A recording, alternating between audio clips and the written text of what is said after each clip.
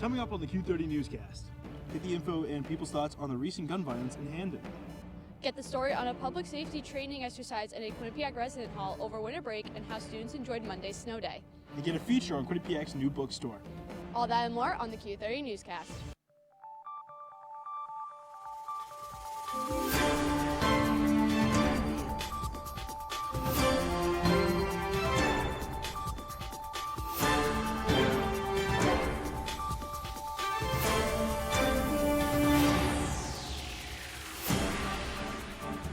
Good evening and welcome back into Studio 125 for another semester of Q30 News. I'm Zach Stokinger. And I'm Katie Volukovic. News never stops, even while we're on break, so let's get into it.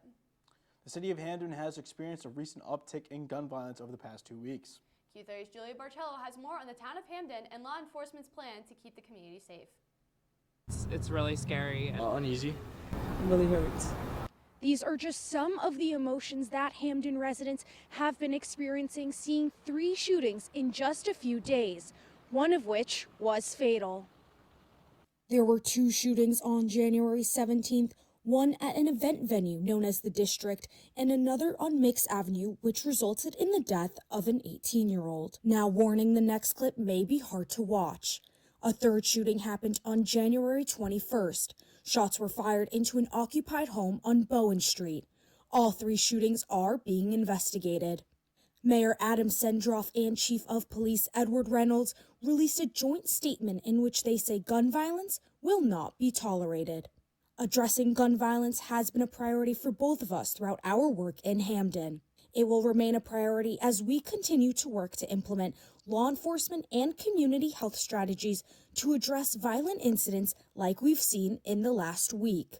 Some students at Hamden High School say they feel unfazed by the level of violence around them. It's kind of been more normalized, which is kind of disgusting to say. It's so normal to me that it's almost second nature. It's just like crossing the street, you look both ways. Monet, who lost a relative to gun violence, explained the heartbreak it leaves.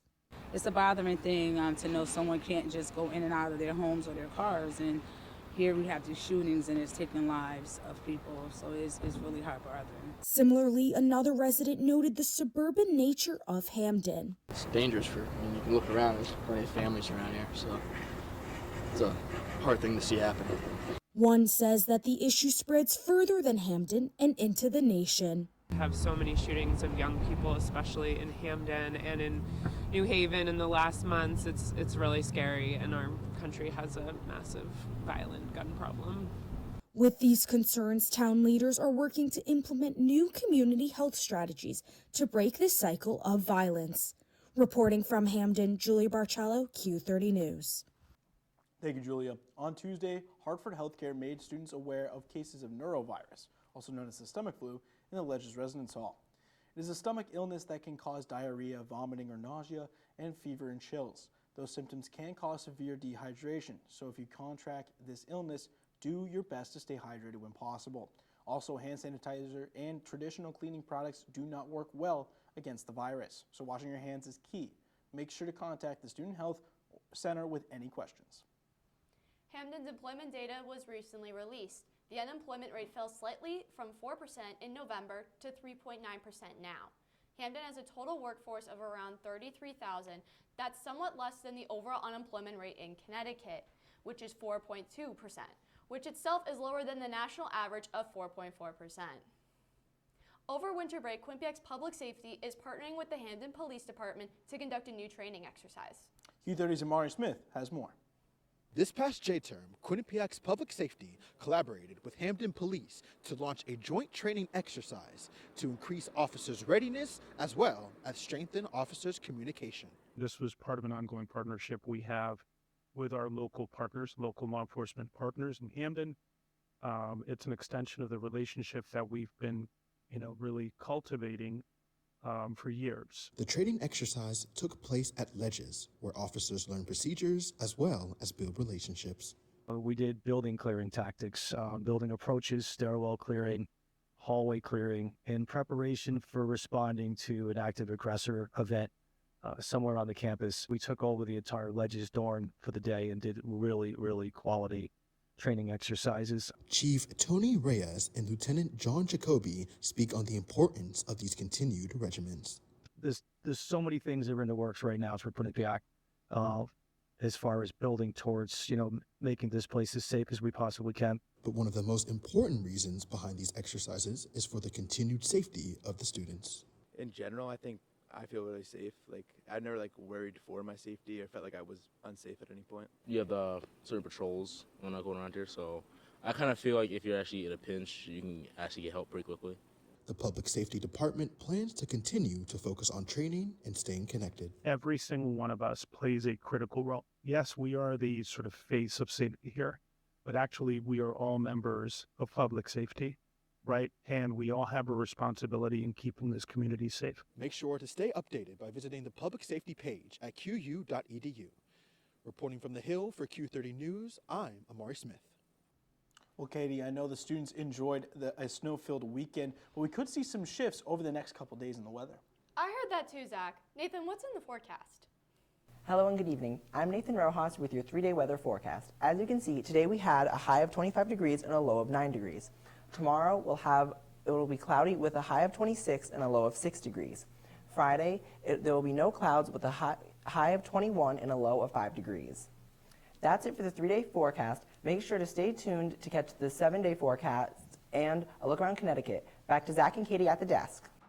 Thank you, Nathan. On Tuesday, Quinnipiac's Recreation and Wellness Center celebrated its 3rd birthday. As a part of the celebration, students were able to enjoy some birthday-themed treats for a pre- or post-workout snack. Last Monday, the nation honored the legacy of Martin Luther King Jr. The university is continuing to celebrate him by hosting MLK Jr. Dream Week. The Center for Cultural and Global Engagement will host the events on campus that will run from January 26th to February 1st. Students can enjoy a multitude of activities and presentations throughout the week to share history and enjoy conversations with one another. It is time to take our first break of the night, but don't tune out just yet, as Quinnipiac pushes a clean, new energy initiative. And Patrick will be here to give us the political rundown. Stay with us. We'll be right back after this break. Love the hustle, Cliff. Who are you? Your lungs. We're quite proud of you. Even though you quit smoking years ago, you may be at risk for lung cancer. Okay. Well, with a routine screening, you can detect it early when it's more curable. Sounds good, guys. Can I get a little space here? Biologically, no. Okay.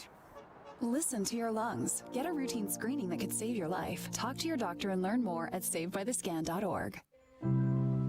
We are taught you don't talk about your problems with nobody because you could get in trouble. And I've been through a lot. Anxiety, depression, sexual assault. When I decided to get help, my life changed. And the mental health box, that was one of the big tools.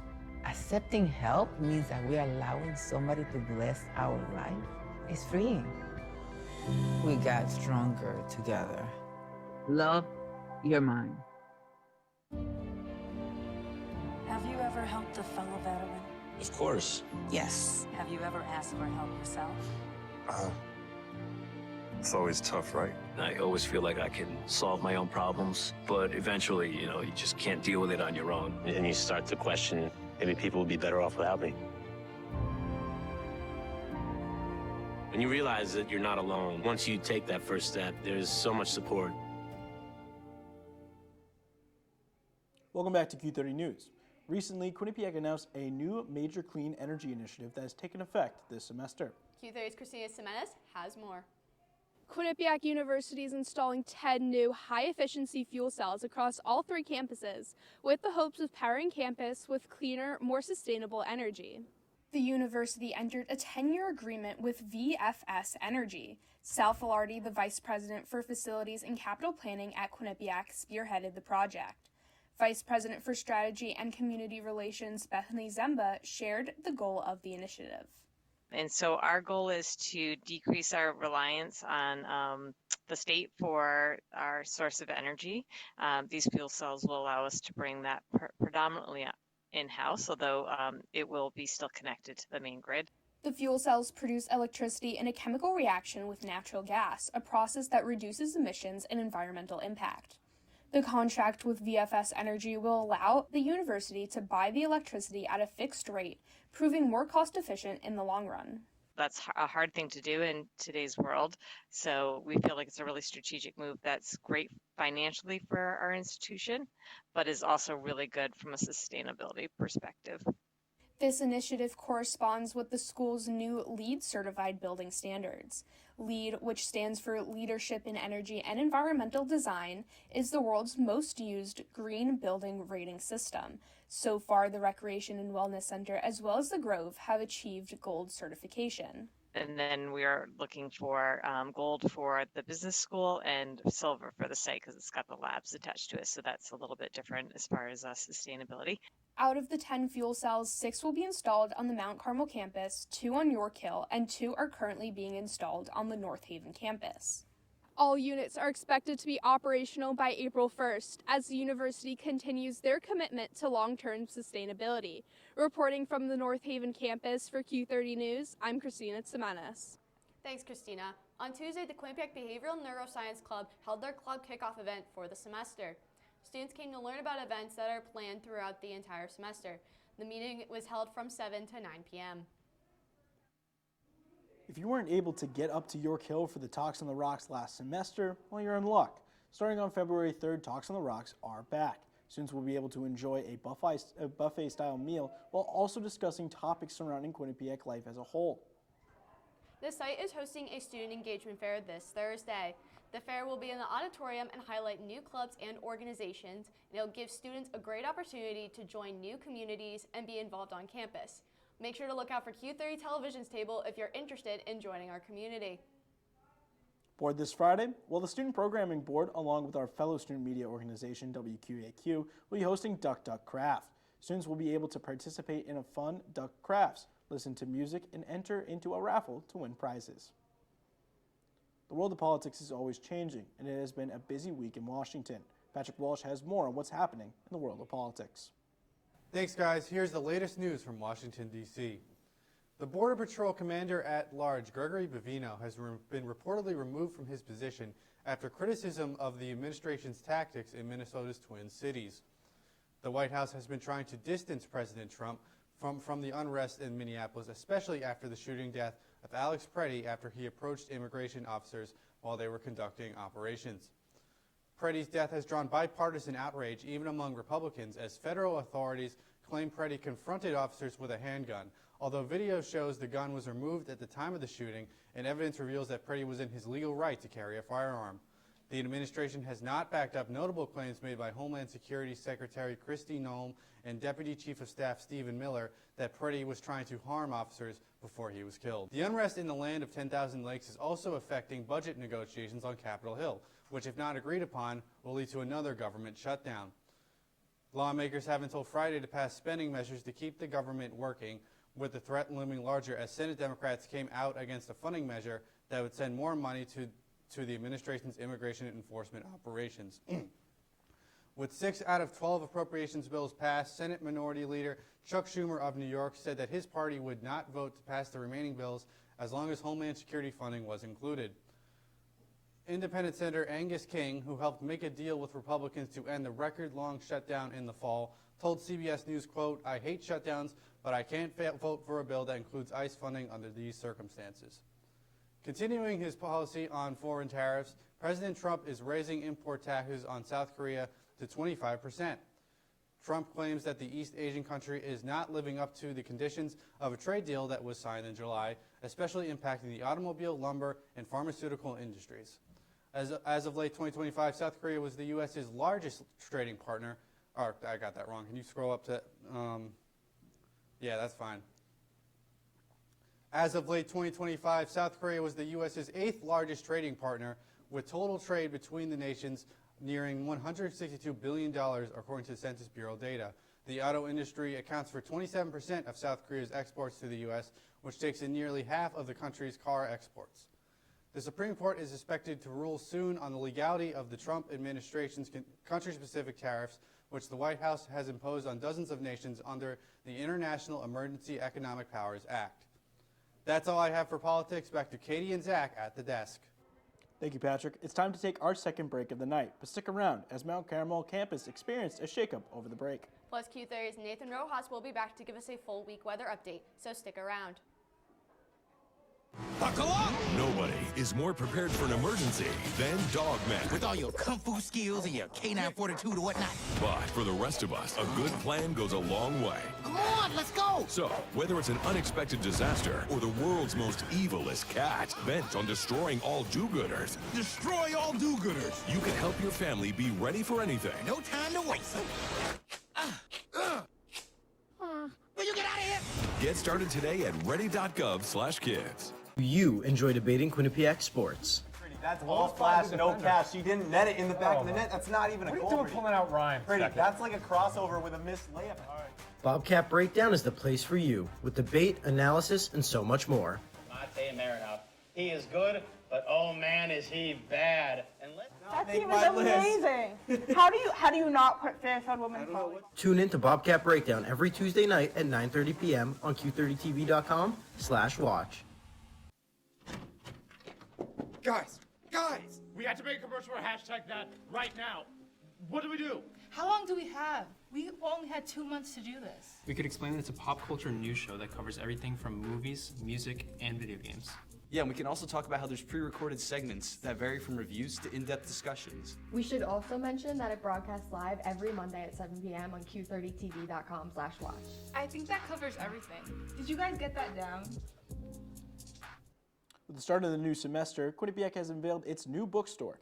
Q30's Sophia DeBona has the story. Quinnipiac just recently opened its new and improved bookstore. The store is filled with tons of student necessities, clothing, and fun activities. Located past the dome and near the north lot, the new bookstore has already left a positive impact on students' shopping experience. Just upon first glance, everything's really organized. I like how it's like downstairs there was like a mom section, there was a dad section. Kind of is easy for people to come and go and, get what they need. I like that the bookstore and the clothes are kind of separate too on different floors, so that's nice. Yeah, we've had a bit of an uptick in sales now. Once we're into the spring and out of the winter weather, it'll be even, bigger increase. The only problem students seem to have with the new store is the location of it. We moved to expand our services and to open up the store to both levels. As you know, before we had 2 separate levels. Now we're in one space, so I think it's more convenient. All the dorms are kind of in the back, and you have to walk all the way to the front to it, so it's kind of out of the way. It's kind of farther from campus. You have to kind of walk a little. The new out-of-the-way location is a drastic change from the old bookstore that was crammed inside of the student center. The new South Quad opened up to provide a better location for the bookstore. Students are now wondering what will take the place of the old location. Dining hall. Yeah, more food. From the point of being an athlete, an extra area for intramurals or just people who want to just go have fun. The options here are kind of limited, I would say, so having another food option would be really nice. Well, we have some ideas. They are not finalized yet. The hope is that we will be putting a dining facility in there at All You Care to Eat. While plans for the old bookstore are still up in the air, students are eager to come see the new store and shop around. Reporting from the Quinnipiac Bookstore for Q30 News, I'm Sophia DeBona. Thanks, Sophia. Now, Zach, with the winter storm that has just passed, throughout the cold temperatures as well, it seems like it might be getting colder this week. That's right, Katie. It seems freezing temperatures may be here to stay, but let's welcome back Nathan Rojas with a 7-day forecast. Welcome back to the 7-day forecast. On Saturday, we'll have a high of 23 with a low of 13. Leading into Sunday, we'll have some light snow with a high of 25 and a low of 17. On Monday, it'll be partly cloudy with a high of 33 and a low of 18. On Tuesday, it'll be partly cloudy with a high of 36 and a low of 19. Taking a look around Connecticut, in Torrington, it's going to be partly cloudy with a high of 21 and a low of 2. In Danbury and Stamford, there's going to be a high of 25 and a low of 3 and 8. In New London and Norwich, it's going to be partly cloudy with a high of 25 and a low of 4 and 6. In Hartford, there'll be a high of 24 and a low of 4. In New Haven, a high of 26 and a low of 7. That's all for the weather. Back to Zach and Katie at the desk. Thanks, Nathan. While it might be cold outside, there are still ways to be active. A recent report shows that regular exercise can offer many benefits, especially to mental health. A recent update from the Co-Train review shows that exercise demonstrates similar results to therapy. While the study says exercise can be a cheaper option to traditional therapy, long-term effects are still uncertain. But for the over 20 million adults that have depression in the United States, exercise could be a cheaper alternative to look into. It has been a hectic week across the nation, from winter storms to ice shootings and everything in between. News never stops. Here is Janelle Maldonado to give us the latest national news. Janelle? Here's your national news for this week. A massive winter storm is sweeping across the East Coast, bringing heavy snow, ice, and freezing rain from the southern states all the way to the Northeast. There has been approximately 1 million power outages across the U.S. Authorities have declared states of emergency in multiple regions. Flights have been canceled or delayed across major airports, and emergency officials urge precautions as frigid temperatures and dangerous conditions continue. In Indiana alone, state police responded to more than 360 crashes. Officials have confirmed that at least 7 people have died in storm-related incidents. The storm is expected to continue impacting millions as crews work to restore power and clear roadways. In Minneapolis, an intensive care nurse was fatally shot by a U.S. Border Patrol agent during a federal immigration operation. The police have identified the victim as Alex Preddy. Federal authorities say Preddy approached agents with a weapon, and the shooting was in self-defense, but witnesses and family members dispute that account. The incident has sparked protests across the country, with hundreds of protesters gathering on streets.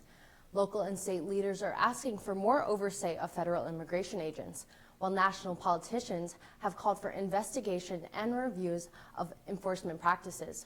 This investigation is ongoing. Turning from Minnesota to Georgia, a federal judge has dismissed Justice Department lawsuit seeking access to detailed Georgia voter information, ruling the case was filed in the wrong federal court. The decision does not address the merits of the dispute, but allows the Justice Department to refile the case in the proper district. Federal agents say the data is needed to enforce voting right laws. The Georgia leaders argue turning over the information could put voter privacy at risk. The ruling is the latest development in an ongoing national debate over election oversight and state versus a federal authority. That's all I have for this week's national news. Back to Zach and Katie at the desk. Thanks, Janelle. We have to take our final commercial break of the night, but when we come back, see how Quinnipiac students spent the snow day on Monday. And a fan favorite returns to the Indianapolis 500. Stick around as Q30 News. We'll be right back.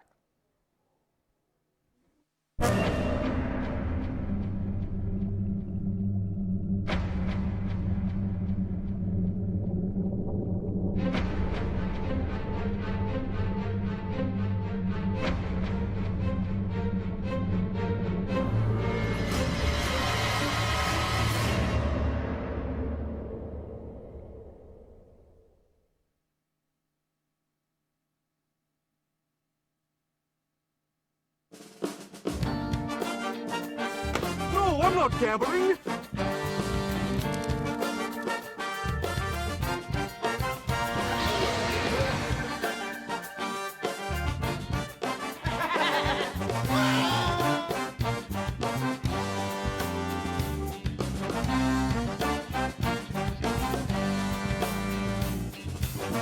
Live from the piazza, it's Quinnipiac Tonight!